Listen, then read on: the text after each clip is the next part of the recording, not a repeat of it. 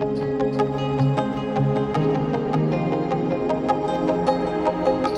नमस्कार, मैं Jitendra Kumar Chauhan science class में आपका स्वागत है। दोस्तों हम लोग पढ़ने वाले हैं केमिस्ट्री। अब केमिस्ट्री में आज देखेंगे संतुलित एवं असंतुलित रासायनिक समीकरण। दोस्तों मेरा प्रयोग आप लोग को अच्छा लगे तो वीडियो को लाइक एवं शेयर करें और अधिक से अधिक दोस्तों को जुड़ने का प्रयास करें। चलिए आ जाते हैं टॉपिक पर। टॉपिक क्या है, हम लोग पढ़ेंगे संतुलित एवं असंतुलित रासायनिक समीकरण सीखेंगे करने के लिए। इससे पहले हम जान लेते हैं ये संतुलित रासायनिक समीकरण क्या होता है। तो चलिए देखते हैं। जैसे मान लेते हैं कोई तत्व है A प्लस B नाम का कोई तत्व है, ठीक है, और A प्लस B दोनों भाग लेकर एक नया पदार्थ बनाएंगे C प्लस D। क्या बनाएंगे? C plus D। तो ध्यान देंगे तो A भी जो है रासायनिक अभिक्रिया में भाग ले रहा है, ये दोनों जुड़ रहे हैं और जुड़कर C प्लस D निर्माण कर रहे हैं। भाग लेने वाले को हम लोग बोलते हैं अभिकारक। क्या बोलते हैं? अभिकारक। क्या बोला जाता है? अभिकारक। रासायनिक अभिक्रिया में भाग लेने वाले तत्व एवं पदार्थ को अभिकारक कहा जाता है। अब भाग लेकर जो नए पदार्थ बनाते हैं उसे प्रतिफल बोला जाता है। उसे क्या बोलते हैं? प्रतिफल। अब ध्यान देने की एक बात है, जो भाग ले रहे हैं अभिकारक, जो बनकर तैयार हुए वो प्रतिफल। अब इसे उत्पाद भी बोलते हैं, बने नए पदार्थ। लेकिन ध्यान देने योग्य है कि C प्लस D जो बनेगा पहले वाले पदार्थ से बिल्कुल अलग होगा, इनका गुण बिल्कुल भिन्न होंगे, ठीक है। तो पहले वाले के गुण की अपेक्षा बनने वाले नए पदार्थ का गुण नेचर प्रकृति सब अलग होंगे। अब ध्यान देंगे इसको हम सीखते हैं संतुलित समीकरण करने के लिए। संतुलित समीकरण में क्या होता है कि दोनों तरफ तत्व के परमाणुओं की संख्या बराबर होगी, अभिकारक की तरफ भी और प्रतिफल की तरफ भी। अभिकारक की तरफ जो होता है उसे हम LHS से दिखाते हैं और जो प्रतिफल की ओर होता है उसे हम RHS से दिखाते हैं, ठीक है। अब यहाँ पर ध्यान देने, अगर मान लेते हैं अगर हम मान लेते हैं कि यहाँ पर हाइड्रोजन 2 है, अगर LHS में हाइड्रोजन 2 है तो RHS में भी हाइड्रोजन 2 होनी चाहिए। अगर हम ऑक्सीजन यहाँ पर 3 है यहाँ पर, तो RHS में ऑक्सीजन भी कितनी होनी चाहिए? 3 होनी चाहिए। अगर हम मान लेते हैं कार्बन डाइऑक्साइड यहाँ पर 1 है, तो यहाँ भी कार्बन डाइऑक्साइड कितनी होनी चाहिए? 1 होनी चाहिए। जब इस प्रकार की घटना होगी LHS और RHS में, अभिकारक और प्रतिफल में, अभिकारक को LHS से दिखाया जाता है, प्रतिफल को RHS से दिखाया जाता है। तो कहेंगे प्रत्येक तत्व की परमाणु की संख्या अगर बराबर हो जाए तो ऐसे समीकरण को संतुलित समीकरण कहेंगे। अगर दोनों तरफ में से एक भी तत्व का परमाणु की संख्या बराबर नहीं होगा तो उसे बोलेंगे असंतुलित समीकरण। जैसे इसको हम समझे हैं, देखिए यहाँ हाइड्रोजन 2 है, यहाँ भी हाइड्रोजन 2 है, बराबर है, आगे बढ़ जाएंगे, बराबर है, आगे बढ़ जाएंगे। और ऑक्सीजन यहाँ पर 3 है, यहाँ भी ऑक्सीजन 3 है, आगे बढ़ जाएंगे, बराबर है। यहाँ पर देखिए कार्बन डाइऑक्साइड 1 है, यहाँ भी कार्बन डाइऑक्साइड 1 है, बराबर है, आगे बढ़ जाएंगे। जब इस ऐसी कंडीशन बने, ऐसा सिचुएशन हो, तो आप क्या कीजिएगा? कहेंगे ये संतुलित समीकरण है। क्या है? संतुलित समीकरण है। अब यहाँ पर मान लेते हैं, यहाँ पर ऑक्सीजन मान लेते हैं, यहाँ पर 4 आ गया, ठीक है, थोड़ी सी चेंज कर देते हैं, यहाँ पर ऑक्सीजन 4 आ गया, यहाँ ऑक्सीजन 3 है। अब देखिए दोनों तरफ एक भी तत्व का परमाणु संख्या बराबर नहीं होंगे तो असंतुलित समीकरण कहलाएंगे। तो यहाँ से परिभाषा आपका निकल के आ जाता है कि संतुलित समीकरण वैसे रासायनिक समीकरण को कहेंगे जिस समीकरण में तत्व के दोनों ओर परमाणु की संख्या बराबर हो जाती है, उसे संतुलित समीकरण कहेंगे। असंतुलित समीकरण वैसे समीकरण को कहते हैं जिसमें प्रत्येक तत्व के परमाणु की संख्या बराबर ना हो, ठीक है, या कहेंगे एक भी तत्व के परमाणु संख्या बराबर ना आए तो कहेंगे असंतुलित समीकरण है, ठीक है। अब इसको हम क्या करते हैं,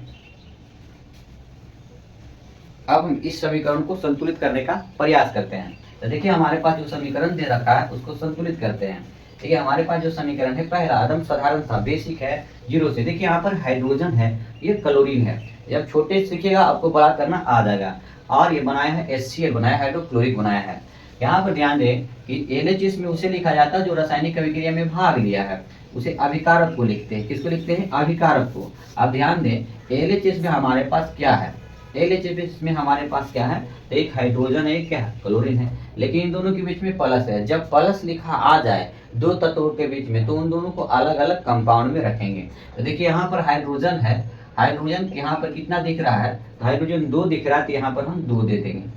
अब यहाँ देखेंगे क्लोरीन के बीच में प्लस आ गया, मतलब क्लोरीन अलग रखा गया है, तो क्लोरीन को हम अलग कंपाउंड में दिखाएंगे, तो यहाँ लिखेंगे Cl2। जितना दिख रहा है उतना ही लिखेंगे, तो यहाँ क्लोरीन 2 दिख रहा है, 2 लिखेंगे, जितना दिखेगा उतना ही लिखेंगे। ये हमारा अभिकारक वाला आ गया, LHS वाला आ गया। अब हम बात कर लेते हैं RHS में। RHS में हमारा HCl है, बनने वाला नया परतदार, जिसे हम प्रतिफल कहते हैं। HCl जो है RHS में लिखाएगा, RHS में देखा जाए कि HCl और ठीक है हाइड्रोजन और क्लोरीन के बीच में कोई प्लस चिन्ह नहीं आया है। जब प्लस चिन्ह इन दोनों के बीच में नहीं आए, धनात्मक चिन्ह नहीं आए, तो कहेंगे इन दोनों को एक साथ रखेंगे। तो दोनों को इस प्रकार से ऐसे रखिएगा साथ में जोड़कर, जितना दिखेगा उतना लिखेंगे। तो यहाँ हाइड्रोजन हमको एक दिख रहा है, एक लिए, क्लोरीन एक दिख रहा है, एक लिख दिए। अब यहाँ साफ साफ दिख रहा है कि हाइड्रोजन और क्लोरीन रासायनिक अभिक्रिया में भाग लेकर एक नया पदार्थ HCl बनाया, तो ये असंतुलित है। क्या है? असंतुलित है। क्यों? देखिए यहाँ क्लोरीन 2 है, यहाँ 1 है। जब बराबर नहीं है, तत्व के परमाणु संख्या बराबर नहीं होगी, असंतुलित हो जाएंगे। अब यहाँ देखिए हाइड्रोजन 2 है, यहाँ हाइड्रोजन 1 है। आप दोनों को बराबर करना चाहते हैं, तो बराबर करने के लिए तुलनात्मक गुना करेंगे, अनुमानिक गुना करेंगे। अब देखिए यहाँ हाइड्रोजन कितना है? क्लोरीन 2 है, यहाँ क्लोरीन 1 है। चलिए भाई, हम मान लेते हैं हाइड्रोजन को संतुलित करना चाहें, तो हाइड्रोजन यहाँ पर 2 है, यहाँ पर 1 है। जब 2 से गुना करेंगे तो 2 एकम कितना होगा? 2। ऐसा थोड़ी हो सकता है, ये दोनों साथ में, तो दोनों को करना पड़ेगा। तो ये भी 2 एकम कितना हो जाएगा? 2। अब देखिए यहाँ पर हाइड्रोजन 2 है, यहाँ पर हाइड्रोजन 2 है, यहाँ क्लोरीन 2 है, यहाँ भी क्लोरीन 2 है। दोनों तरफ बराबर हो गए, तो कहेंगे एक ऐसा समीकरण है संतुलित हो गया। जितना से गुना किए उसके आगे लगा दीजिए। इसमें गुना किए 2 से, इसके आगे लगा दीजिए 2। क्या इन दोनों में गुना किया गया है? नहीं, तो इसके आगे नहीं लगाएंगे। तो ये समीकरण हो गया संतुलित। ये क्या हो गया? संतुलित। तो इस प्रकार से करेंगे। ठीक है, बहुत तरीके होते हैं जिसको हम बताएंगे आपको आगे चल के। अब हम दे लेते हैं दूसरा समीकरण। दूसरा हमारे पास क्या है? हाइड्रोजन है, और क्या है? हाइड्रोजन ऑक्सीजन, ये दोनों भाग लेकर जुड़कर H2O बनाए हैं। तो चलिए इसको देख लेते हैं। यहाँ पे ध्यान देंगे, हाइड्रोजन है और लिख लेते हैं, हाइड्रोजन को अलग ही लिख लेते हैं।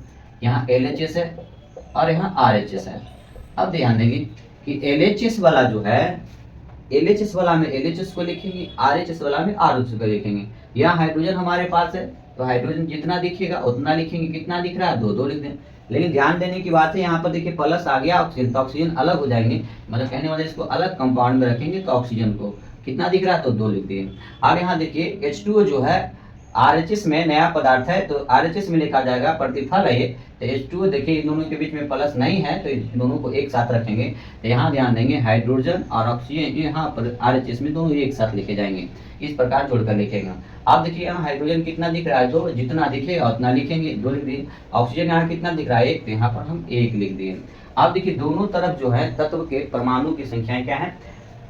अलग अलग है। देखिए यहाँ पे हाइड्रोजन 2 है, यहाँ हाइड्रोजन 2 है। बात सही, आगे बढ़ जाते हैं। यहाँ ऑक्सीजन 2 है, यहाँ 1। ये असंतुलित समीकरण है। एक भी तत्व के परमाणु संख्या अगर बराबर नहीं आए तो कहेंगे वो क्या है? असंतुलित है। यहाँ हाइड्रोजन 2 है, यहाँ 1, यहाँ 2 है, यहाँ भी 2 है, यहाँ ऑक्सीजन 2 है, यहाँ 1 है, मतलब ये बराबर नहीं है। इसको बराबर करना है। अब देखिए जब बराबर करेंगे, ऑक्सीजन 2 है, तो ये 2 करने के लिए इसमें 2 से गुना करेंगे।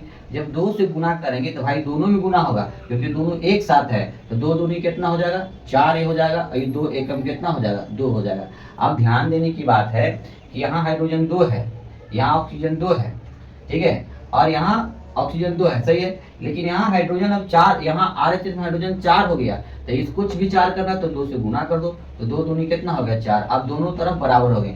इधर भी हाइड्रोजन 4 हो गया, इधर भी हाइड्रोजन 4 हो गया, इधर ऑक्सीजन 2 हो गया, इधर भी 2, मतलब सभी बराबर हो गए। और जब बराबर हो जाएंगे तो समीकरण संतुलित हो गया। अब जितना से जिसमें गुना किए उसके आगे लगा दिए। अब ध्यान दें, LHS में हाइड्रोजन में 2 से किए तो 2 इसके आगे लगा देंगे। अब यहाँ पर ध्यान दें, ऑक्सीजन में किए हैं, नहीं किए तो छोड़ देंगे। अब देखिए H2 हमारे पास है, तो H2 हाइड्रोजन ऑक्सीजन में कितना से गुना किया? 2 से, तो यहाँ पर 2 लगा देंगे। तो ये जो हमारा समीकरण हो गया संतुलित। या क्या हो गया? संतुलित। ठीक है, तो ये हमने सीखा दूसरे नंबर का। अब आ जाते हैं तीसरे नंबर को सीखने का प्रयास करते हैं। ठीक है, अब तीसरा नंबर हमारे पास जो समीकरण संतुलित करना है, एल्युमिनियम है, कॉपर क्लोराइड है, तो बनाता है एल्युमिनियम क्लोराइड, ठीक है, और Cu है। अब यहाँ ध्यान दें कि LHS वाला को, चलिए यहीं लिख देते हैं। LHS वाला को कहाँ लिखेंगे? LHS में लिखेंगे। LHS वाला को कहाँ लिखा जाएगा? LHS में। RHS वाला को कहाँ लिखा जाएगा? RHS में।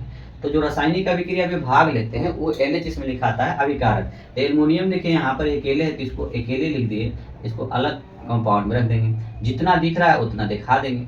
उसके बाद में अगर बात कर लें, यहाँ देखिए कॉपर है, Cu जो है, Cu है और क्लोरीन है, ये दोनों की एक साथ, इन दोनों के बीच में प्लस चिन्ह नहीं है, तो यहाँ पर इन दोनों को एक साथ रखेंगे, तो यहाँ कॉपर हो जाएगा।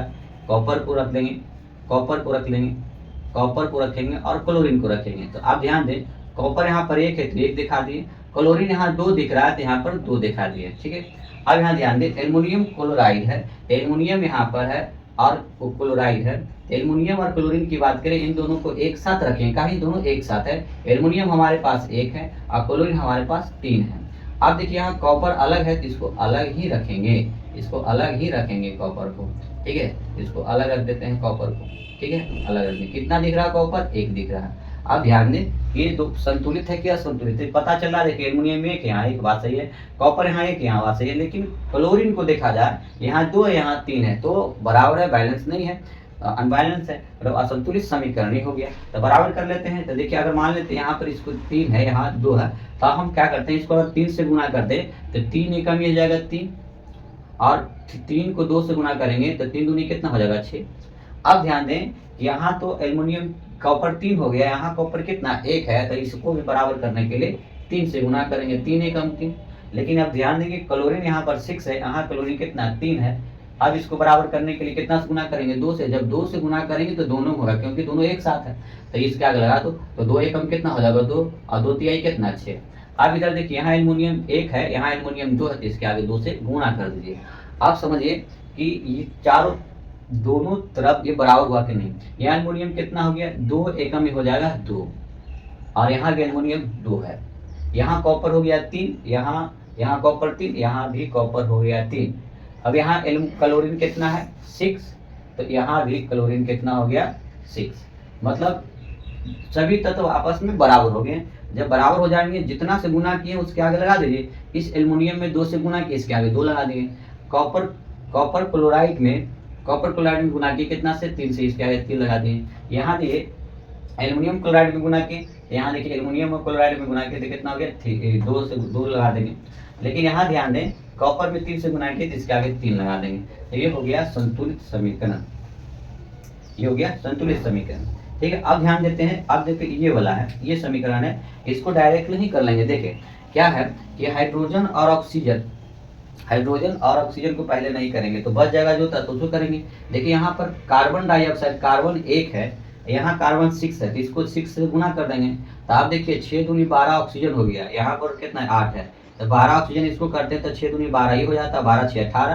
तो यहाँ ऑक्सीजन कितना है 6 दूनी 12 13 हो रहा है। लेकिन ऐसा काम करते हैं, यहाँ अगर हम 6 से गुना कर देते हैं तो 6 दूनी कितना हो गया 12, 12 6 कितना हो जाएगा 18। इधर ये देखिए 6 दूनी 12, 12 ऑक्सीजन इधर, 12 6 कितना हो गया 18। लेकिन हाइड्रोजन को देखा जाए 6 दूनी 12, तो यहाँ हाइड्रोजन कितना है 12, ठीक है। तो ये संतुलित हो गया, ये क्या हो गया संतुलित हो गया। तो डायरेक्ट भी आप इसको कर सकते हैं, ठीक है। तो इस प्रकार से हम समीकरण को संतुलित करना सीखें।